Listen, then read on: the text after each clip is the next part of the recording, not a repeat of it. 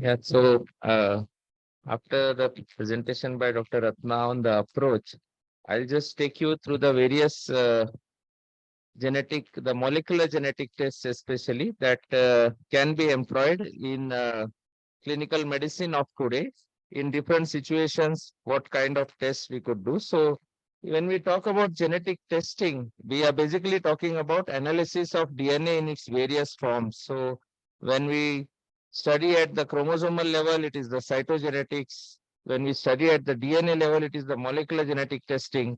And at the biochemical level, we study the proteins in form of enzymes or biomarkers.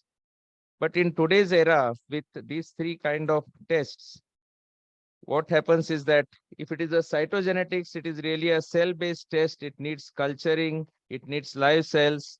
It is a low resolution kind of study, and its main role is limited to structural chromosomal variants at present. And on the other side, the biochemical genetic tests, the biochemical tests are many times non-specific or multiple genes lead to a particular biochemical abnormality. All these biochemical investigations further need a molecular confirmation. You really need a trained manpower to understand this biochemical, and mainly their role now is more of a functional confirmation on once you find the molecular abnormality. And hence, molecular genetic testing is really the mainstay of all of genetic testing as of today. Whether you take it from a simple PCR to microarray to next generation sequencing, everything we are looking at the level of DNA. So, what different kinds of ways we could look at the DNA, and that depends on the DNA based testing is much simpler because it is based on just these two principles of complementary hybridization and polymerase chain reaction, where we know that A pairs with T and G pairs with C. And that is used in many of the tests. And then we have the polymerase chain reaction, where we make multiple copies from a single copy. And these two basic principles underlie most of the genetic tests that we undertake. And it is important then to know what you are looking for. And in humans, you mainly have these three kind of mutations: the point mutations, the triplet repeat disorders, and the deletion duplications. We still do not have one test which can detect these all. And hopefully in future, a genome sequencing would be a test that can give us all three. But at present, we have certain diseases like thalassemia, cystic fibrosis, where these point mutations are common. You have some triplet repeat disorders like Huntington or spinocerebellar ataxia. You have deletion duplications are common in SMA or DMD. For each of these types of mutations, you will have to use a different types of tests like a gold standard Sanger sequencing for point mutations, a triplet prime PCR with a short PCR for triplet repeats, and a array CGH, MLPA, or a real-time PCR for the deletion duplications. So judiciously used whenever a particular disease is known to have a particular type of mutation, then it can give a much higher yield compared to a general kind of uh, arrangement. So attributes, what we need to remember mainly for the clinician as well as for the patient. So for the clinician, the ordering clinician or the person who is explaining the test is very important to know what is the principle of the test. For each test, there is a different principle used. Each test detects different types of mutations. The indication of the test, is it really indicated? In thalassemia, we don't need a molecular test to diagnose thalassemia. We need a molecular test to do a prenatal diagnosis. So what is the indication of that particular test in a particular situation? How to interpret the result? A MLPA negative result in DMD doesn't mean that the patient doesn't have a DMD, because there can be point mutations. So how to interpret the results? And then limitations. Every test has its own limitations. A ordering clinician really needs to understand all these and then explain to the patient in a pre-test counseling for every genetic test that is ordered regarding what is the need and benefit of that particular test and what are the limitations of the test, so that the patient does not come back to you and say that you order one test, now you're telling to do one more test. So these all informations, if they are given beforehand, then they make things easy in further counseling. So sequencing is like a standard method now used for multiple investigations in the lab. So Sanger sequencing, the basic principle is that we select a particular part of the DNA, do a PCR, do a second PCR with dideoxynucleotides, and then we have this nice chromatogram. And then you have the ability to detect a heterozygous mutation, a homozygous mutation, or a heterozygous homozygous deletion duplication. But how do we apply this Sanger sequencing? So it could be a situation like a single mutation in all patients, a situation where genetic homogeneity is seen at the variant level. So you have one or few variants responsible for majority of the patients, and there are definitive clinical feature or diagnostic test. For example, you have situation like sickle cell anemia where all patients have the same mutation. You have achondroplasia where X-rays will give you the diagnosis. Again, a single mutation or two mutations are seen in all patients. Or Apert syndrome, again, where one mutation is present in most of the patients. So here, Sanger sequencing of that particular exon can help you to get a diagnosis instead of a broad spectrum analysis. Another situation is where there is a small genes. So when there are small genes with less number of exons, and you again have a definitive functional assay, and this disease shows genetic homogeneity, that means there are not 3, 4, 5 genes which lead to this disease. A typical example is beta thalassemia. You have just 3 exons, you have HbF as the functional assay, and all patients have mutations in only this one gene. In such situations, you can just design primers for these particular exons, do a Sanger sequencing again of these few exons, and then you can do prenatal based on that. So in this situation also, Sanger sequencing becomes really helpful.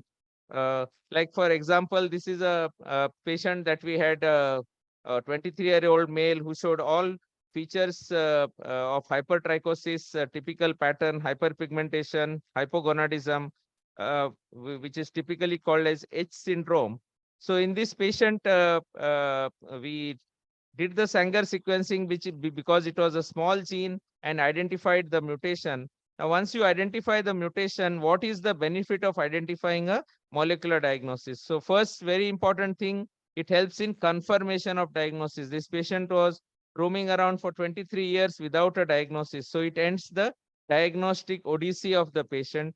Similarly, it helps us in knowing the prognosis, what is likely to happen in future. Any complications are expected, we try to do something about them, try to identify those complications in advance. Family screening, 1 year you can screen the whole family for presence of this mutation. Prenatal diagnosis if they are planning for a next child, and in future if there are any treatment options, then you have a diagnosis available. And we see similarly had more patients with the similar disease, but you can see the phenotype is so similar that it becomes very easy to identify. This particular child was a 10-year-old child who got a myocardial infarction at the age of 10 years because of the same disease. This was a child with insulin-dependent diabetes mellitus, which presented much early. So once you identify a particular phenotype, and then you're able to do the sequencing and identify the mutation, it helps in multiple ways to help the family. Another example is where again how the genetic diagnostics helps is, this is a 26-year-old male who came to us where there were joint swellings, joint deformities, and a progressive course, and his mother and child both were affected. Now, in this situation, this person is married and he wants to know what is the recurrence risk in his children. So these are the typical X-rays showing platyspondyly, the enlarged epiphysis, and the enlarged joints. Now, typically, when we look at this scenario, our impression will be that this is an autosomal dominant disorder, and the next generation recurrence risk is about 50%. This is in absence of knowing a diagnosis. But when we know the diagnosis, like this condition typically looks like the PPAC phenotype. So we sequence the gene. And when we sequence the gene, we found a homozygous mutation in this patient, which was present also in the mother. So this is what you see when there are multiple levels of consanguinity. When we identified the other members in the family, you can see that the grandparents are consanguineously married, and this lady has also married consanguineously. So you have a impression of autosomal dominant inheritance in autosomal recessive disorder. But very important now, the implication for this person is that he is affected with a recessive disorder. His wife is not consanguineous, and hence the recurrence risk goes to 0% just by knowing the diagnosis. So a recurrence risk which was 50% before knowing the diagnosis has gone to 0% by knowing the diagnosis, in addition to other things like natural course, cause of disease, and very important, there will be no need of any prenatal diagnosis in this family. So in this way, it really helps to identify the condition and then help the family. However, each test has its own limitations. So Sanger sequencing also has its limitations, like when there is an unknown disease or large number of exons are present, or a disease which is caused by multiple genes. And here the new next generation sequencing really helps. So I won't talk much about this because many of my colleagues would be talking about this. But the next area of mutations is the Duchenne muscular dystrophy, where we have deletions which are common. And here again, we try to identify the deletion duplications in the patient, where MLPA is routinely used for this. So in MLPA, we have the two probes which are separated, and they are joined together using a ligase. And then these probes are amplified to get the peaks. And these peaks help us to detect presence or absence, like in this situation. Uh, uh, where you suspect DMD, you can directly do the MLPA to detect duplication or deletion as well as carrier detection. Similarly, in SMA also, you can use MLPA to detect deletion or duplication uh, in carrier detection also. Even in tuberous sclerosis is another condition where again MLPA can help to identify the deletion duplications. Now, MLP again has its own limitations, like few fragments can be analyzed at a time, and single exon deletion needs to be confirmed. A third group is triplet repeat expansions, where, like Huntington disease, where flanking primers can be used to detect the expansion if the expansion is small. Uh, but if the expansion is large, as you see in Friedreich's ataxia, where it cannot be detected by a simple PCR, there you go for a triplet prime PCR, where you can uh, look at the expansion, the presence of expansion, and this can be used in Fragile X syndrome or myotonic dystrophy to look for presence or absence of expansion. So Sanger sequencing can help us in detecting the point mutations. MLPA helps us to detect the deletion duplications, and triplet repeat expansions can be detected by a TP-PCR. So very important for clinician to understand the principles and applications of a test before ordering for that. And we should always remember that every patient doesn't need a next generation sequencing, although we are in the molecular era of genetic testing. Thank you.